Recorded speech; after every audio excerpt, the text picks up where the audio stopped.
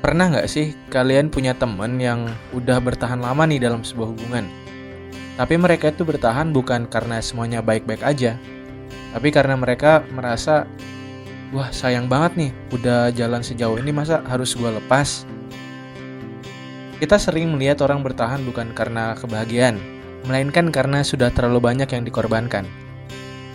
Mungkin kita juga pernah begitu, sulit melepaskan bukan karena masih yakin, tapi karena takut semua perjuangan terasa sia-sia. Dalam ekonomi, ada konsep sunk cost, biaya yang sudah terjadi dan tidak bisa kembali. Keputusan yang bijak seharusnya melihat ke depan, bukan terjebak pada masa lalu. Coba, tanya pada diri sendiri. Aku bertahan karena masih ada masa depan, atau karena takut kehilangan masa lalu? Karena tidak semua yang dilepaskan itu adalah kegagalan, teman-teman. Kadang, itu cara paling dewasa untuk berhenti menambah luka yang sama. Dan inilah Lexaris Project.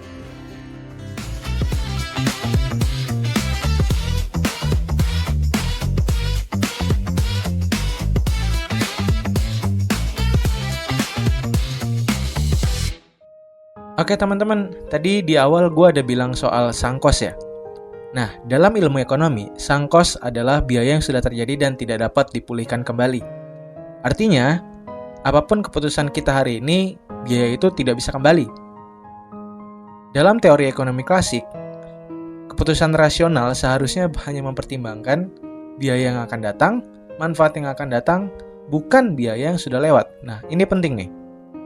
Kenapa gitu? Karena masa lalu itu tidak bisa diubah. Yang bisa kita ubah adalah pilihan berikutnya.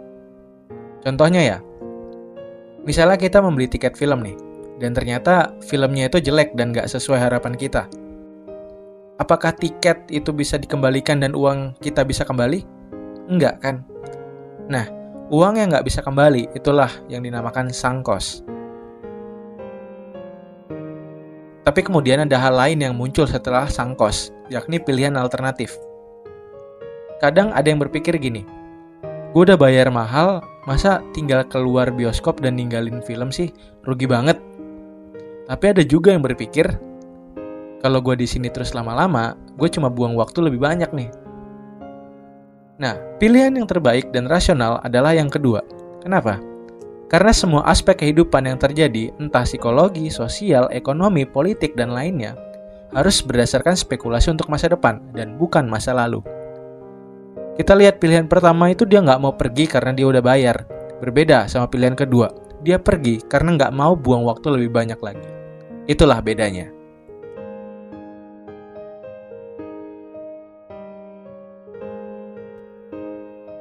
Andai semua pilihan dapat dipilih secara rasional, pasti setiap manusia akan memiliki masa depan yang baik, ya nggak? Namun, di dunia nyata, manusia jarang sepenuhnya rasional.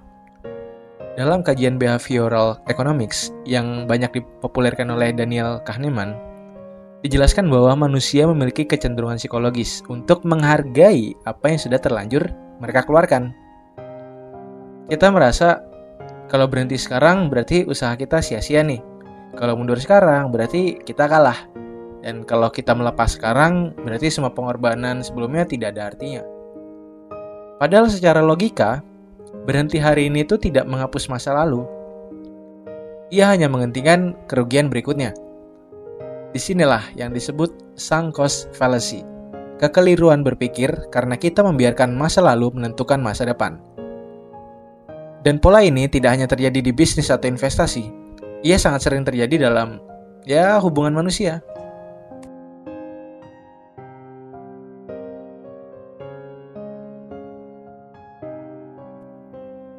Oke, sudah saatnya kita masuk ke pembahasan yang sesuai sama judul video ini. Jadi gini, gue punya temen deket lah, dan dia itu sedang ada di jenjang kritis dalam hubungannya dengan pacarnya. Jadi video ini juga bentuk perhatian gue untuk dia, semoga aja dia nonton. Atau mungkin aja ini juga buat kalian yang lagi dalam posisi krisis hubungannya sama kayak temen gue tadi. Tapi apapun yang terjadi nanti, gue gak ikutan ya. Gue di sini cuma mau bahas topik dalam pemikiran yang mengutamakan logika. Oke, intinya gini. Mereka udah pacaran dan berjalan selama kurang lebih 3 tahun. Udah kenal keluarga dan apa-apa bareng lah pokoknya. Tapi akhir-akhir ini lagi nggak sehat nih sob. Dan pada akhirnya temen gue bilang gini, sayang banget kalau putus, udah 3 tahun juga, udah kenal keluarga juga. Nah, disitulah ucapan dia yang buat gue mikir dan jadi bahan video ini. Gue riset-riset soal kasus seperti ini dan video ini pun jadi. Baik, beberapa, bahkan banyak orang yang mempertahankan hubungan bukan lagi karena bahagia, tapi karena merasa dan berpikir seperti teman gue tadi. Udah 3 tahun lah, udah kenal keluarga lah, udah banyak berjuang lah. Kalimat-kalimat itu terdengar wajar ya, seolah-olah bertahan adalah bukti kesetiaan gitu. Tapi perlu diperhatikan ya, kalau kita bedah secara lebih dalam, semua alasan itu memiliki satu kesamaan. Semuanya berbicara tentang masa lalu. Dan disinilah sang cost fallacy bekerja dengan sangat halus. Membuat manusia khawatir akan masa depan karena pengorbanan besar di masa lalu. 3 tahun yang sudah lewat itu tidak bisa dikembalikan teman-teman. Pengorbanan yang sudah diberikan tidak bisa ditarik ulang. Tenaga dan air mata yang sudah keluar juga tidak bisa dihapus. Ingat cuy, ketika hubungan itu udah berjalan rusak atau nggak sehat, secara logika lebih baik dilepaskan. Kenapa? Ini menghindarkan kalian dari rasa nggak sehat yang lebih lama. Jangan kita memandang, wah banyak yang udah aku keluarkan. Tapi hendaknya kita itu memandang, banyak hal baik kemudian jika aku bisa lepas dari ini. Kecuali ya, hubungan kalian itu didasarkan pada komitmen.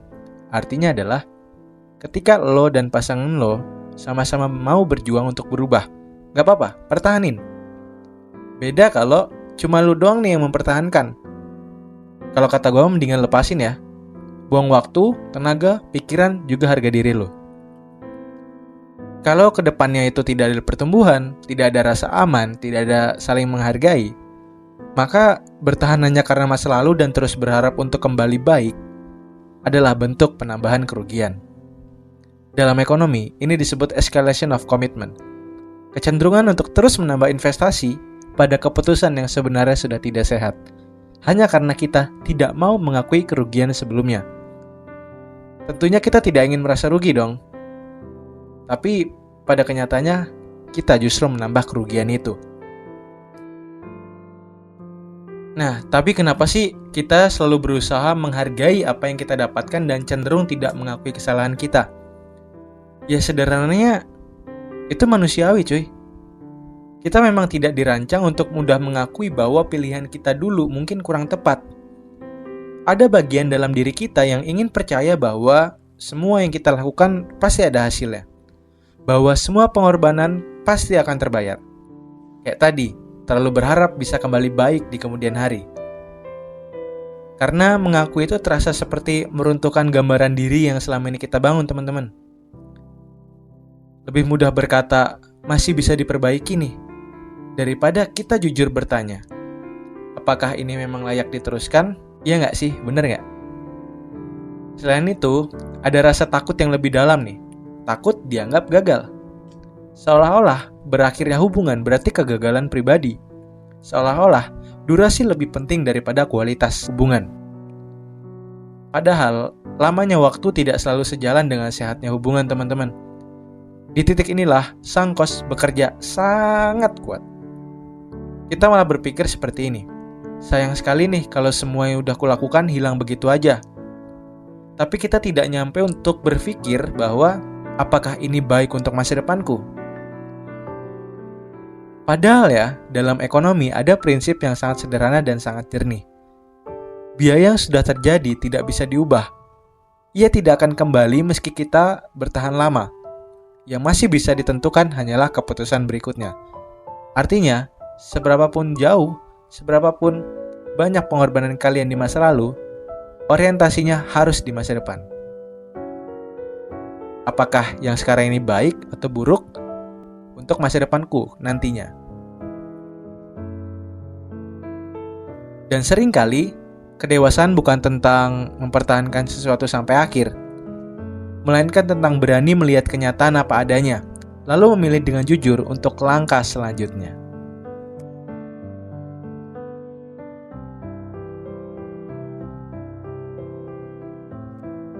Oke, jadi gitu aja ya cuy. Melepaskan bukan berarti semua yang pernah terjadi itu sia-sia. Waktu yang udah berjalan itu tetap punya makna. Kenangan itu tetap membentuk pribadi kalian. Dan pelajaran tetap tinggal dalam pribadi kalian. Yang perlu dibedakan adalah ini. Bertahan karena ada harapan yang sehat dan usaha dua arah, itulah komitmen. Sedangkan bertahan hanya karena takut kehilangan masa lalu, itulah jebakan. Dan kita berhak atas masa depan yang lebih baik. Patah hati memang menyakitkan, tapi bertahan hanya karena takut merasa rugi, seringkali lebih menyakitkan dalam jangka panjang. Tidak semua yang kita lepaskan adalah kegagalan. Kadang itu adalah bentuk kedewasaan. Ingat ya, dalam ekonomi, juga dalam kehidupan, keputusan terbaik selalu melihat ke depan. Jadi buat kalian yang lagi krisis hubungannya atau lagi gamon sama mantan kalian, coba deh renungin ini dan ambil pilihan berikutnya secara logika. Karena menurut gue cuma dengan itu aja sih, kalian bisa memilih secara rasional dan lebih baik. Share juga video ini ke teman-teman kalian yang membutuhkan ya, yang mungkin aja berada di dalam situasi yang relate sama video ini. Semoga aja teman kalian bisa lebih sadar dan lebih baik lagi ke depannya dengan mengandalkan logika mereka. Oke, itu dia Leksan pembahasan kita kali ini mengenai patah hati jika dilihat dari sudut pandang ekonomi. Semoga video ini bisa sampai ke kalian yang butuh masukan mengenai hubungan kalian ya. Terus berproses dalam komitmen ya, dan jangan dalam jebakan. Salam Leksan, salam generasi maju.